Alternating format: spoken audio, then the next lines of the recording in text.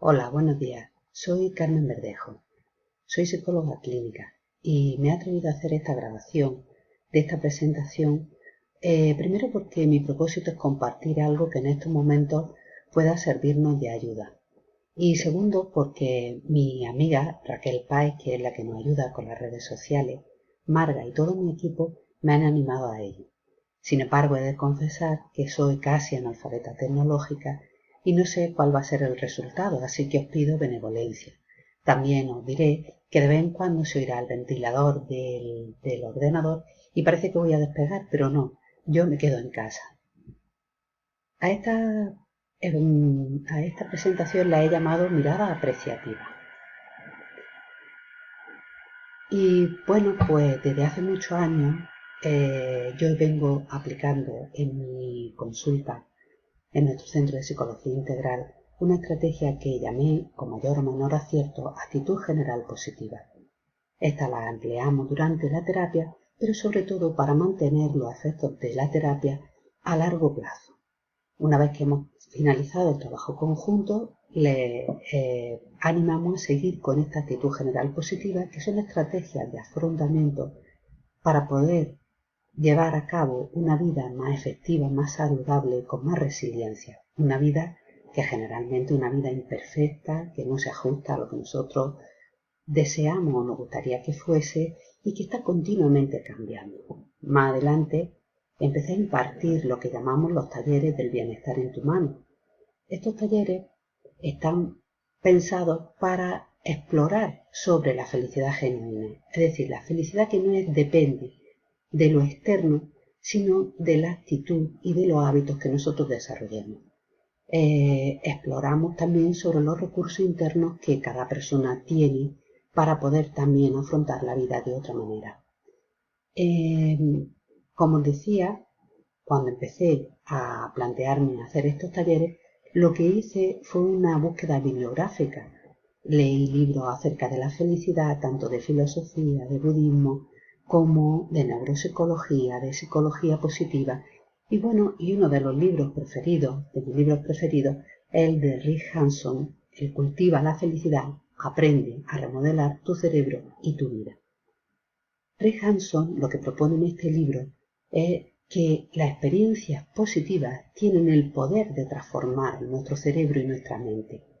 Y bueno, básicamente lo que él nos propone es que tengamos experiencias positivas y que las absorbemos, que no solo las tengamos ahí en la parte superficial, porque las experiencias positivas suelen pasar de una manera muy superficial en nosotros. De hecho, cuando vivimos alguna experiencia positiva, se nos olvida enseguida. Sin embargo, lo negativo nos queda ahí durante muchísimo tiempo. A esa sensibilidad hacia las cosas positivas, no solo de tener la experiencia, sino reconocer lo que ya hay de positivo en nuestra vida, es lo que yo he llamado la mirada apreciativa. Y bueno, pues Rick Hanson lo que dice es que el cerebro es como un colador para las experiencias positivas y un velcro para las experiencias negativas. Esto tanto psicólogos como neuropsicólogos nos venían advirtiendo de la parcialidad negativa que tiene nuestro cerebro, o sea, de esa propensión a atender, a aprender, a procesar, a memorizar mejor las cosas que provienen de experiencias negativas que de las positivas. Voy a poneros un ejemplo mío, de mi propia experiencia, pero antes quiero hablaros de esa neuroplasticidad. O sea, lo que Rick Hanson nos anima es a tener esa experiencia, porque a través de ellas podemos cambiar nuestro cerebro, creando redes neuronales sensibles a lo positivo que nos puedan permitir actuar de una manera casi automática. Y os decía que iba a hablar de mi propia experiencia, por ejemplo, de ayer, de un día bastante bueno, en el que me levanté pues, con buen estado de ánimo, con energía, con ganas de hacer cosas, pues hice mi meditación, mi sesión de yoga, tuve una conversación con mi hija muy agradable y enriquecedora, y luego estuve trabajando y rendí bastante bien, pero me acordé de que no había pagado un recibo y que me lo van a cobrar con recargo. Luego, cuando se lo conté a mi pareja, pues tuvimos una pequeña discusión. Pues, ¿de qué me acordaba principalmente cuando llegó la noche, a la hora de acostarme? Pues de ese fallo que había tenido. Y si tengo suerte, pues será solo esa noche y no los días consecutivos, que puede durarme días, semanas o meses. Y bueno, para descargar un poco la cuestión y que nos veamos menos culpables y también menos inadecuados por ser así, pues os voy a comentar un poco también un ejemplo que ponen dos de mis maestros favoritos. Uno amigo, Ron Siegel, y el otro Daniel Siegel. Ambos hablan de que el cerebro no ha evolucionado para la felicidad, sino que ha evolucionado para la supervivencia. Y bueno, pues hablan de Lucy, la primera homínida de la que teníamos referencia, que nos la imaginásemos andando por el campo buscando frutos y bayas del bosque. Y bueno, si Lucy va por el bosque y oye a su espalda un ruido, Lucy puede cometer dos errores. El error tipo 1, que es pensar que es un depredador y no serlo, y el error tipo 2, que es pensar que no es un depredador y sí serlo. Ya imagino que sabréis y habréis adivinado de quién hemos heredado los genes. Pues de la que cometía el error tipo 1, porque la que cometía el error tipo 2 se la comieron.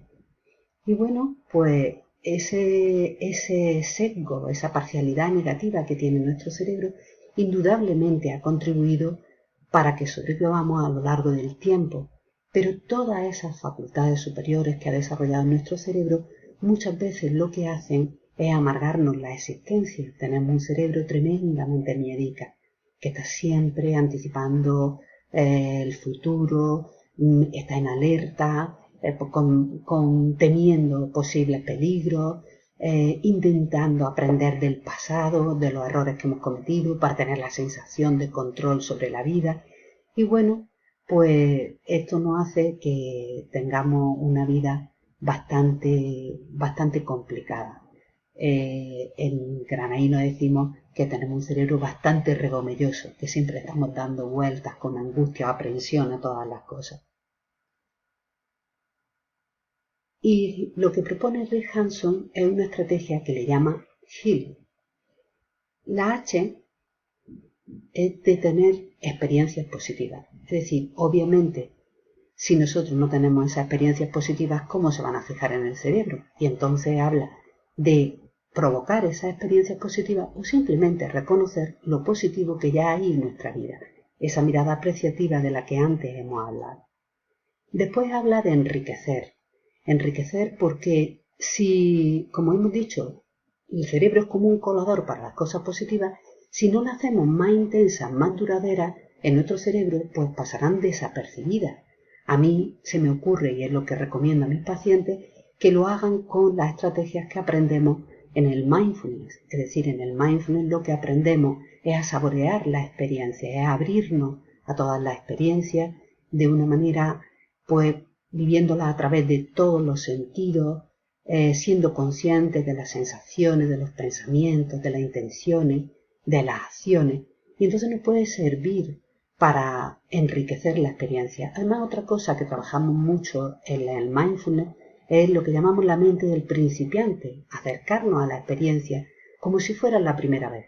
Y bueno, pues esto le añade un plus de novedad a todas las experiencias y el cerebro le gusta mucho la novedad, con lo cual podemos hacer que se fije mejor en nuestro cerebro esa experiencia positiva. Y luego, como decía Hanson, no solo hay que tenerla, sino que hay que absorberla, hay que permitir que nuestro cerebro la imprima para que se formen esas redes neuronales. Entonces, lo que él propone es crear una especie de visualización que permita imaginar cómo todo eso va creando esa experiencia, esas redes neuronales en nuestro cerebro. Por ejemplo, imaginar una lluvia que cae sobre un terreno árido y la empapa, o imaginar una gota de tinta que echamos en un vaso de agua y se diluye y tiñe todo el vaso, de manera que esa experiencia empiecen a formar parte de nosotros mismos, se quede impresa en nuestro cerebro. Y por último, el último paso es link. Link hace referencia a ligar, conectar esas experiencias positivas con algo negativo. Esto también ayuda a nuestro cerebro a ir desdibujando toda esa parcialidad negativa. Y él dice que bueno, que este último paso solo lo hagamos si nos encontramos ya muy duchos en los 3 anteriores. Y si no, pues que busquemos ayuda para hacerlo. Entonces se trata de mantener en el primer plano de nuestra conciencia algo positivo y luego traer a la memoria alguna experiencia negativa que esté relacionada con ello. Por ejemplo, si yo imagino una situación en la que me he sentido segura, confiada, aceptada por los demás, pero y me siento ya conectada, segura, satisfecha con esa experiencia y traigo una experiencia negativa que tenga algo que ver con ello. Pues, por ejemplo, algún momento en el que me sentí rechazada o tenía una sensación de estar haciendo el ridículo. Y bueno, pues no permito que esa experiencia supere en intensidad emocional a la experiencia positiva. Y si en algún momento sucede eso, vuelvo a mi experiencia positiva o vuelvo a la conciencia de mi respiración. Por eso decimos que hay que tener un poquito más de experiencia para hacer este cuarto paso. Y bueno, cuando yo recomiendo esta estrategia de la actitud general positiva, de esta mirada apreciativa, le digo a mi gente que no tienen que ser cosas extraordinarias, que no tenemos que esperar a tener experiencias maravillosas para tratar de hacer el heal, sino que lo podemos hacer con cosas de la vida cotidiana, desde el mismo momento que nos levantamos por tener la oportunidad de otro nuevo día, de poder respirar, de mantenernos razonablemente sanos, del cielo, las nubes, el sol, de tener gente a nuestro alrededor querida y que nos acompañan en todo este proceso. Todas las cosas cotidianas. Se trata de buscar en lo cotidiano, en lo ordinario, lo extraordinario. Y bueno, y realizar acciones que nos provoquen pues esa tranquilidad, esa calma, esa sensación de bienestar, una sensación placentera de satisfacción de nuestras necesidades y esa conexión con otros. Y entonces vamos a buscar este tipo de acciones y de situaciones. Y bueno, en esta mirada apreciativa no podía faltar el valorar las cosas, el que todo busquemos una relación con lo que realmente es importante para nosotros en la vida, que lo saboreemos, que lo degustemos, que lo disfrutemos plenamente, que en la medida de lo posible lo hagamos con otras personas y sobre todo y fundamentalmente agradecer, ser agradecidos. Y entonces en cada día, cada momento, podemos practicar esta estrategia que nos ayudará a conseguir esas redes neuronales positivas. Muchas gracias por vuestra atención y espero que os sirva de ayuda.